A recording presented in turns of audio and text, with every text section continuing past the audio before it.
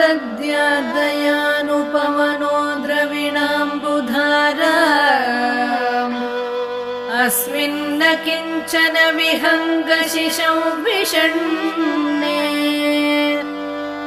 दुष्कर्म घर्ममपनीय चिराय दूरम् नारायण प्रणयिनी नयनाम्बुवः गीर्देवतेति गरुडध्वज सुन्दरीति शाकम्भरीति शशिशेखरवल्लभेति सृष्टिस्थितिप्रलयकेलिषु संस्थितायै तस्यै नमस्त्रिभुवनैकगुरोस्तरुण्यै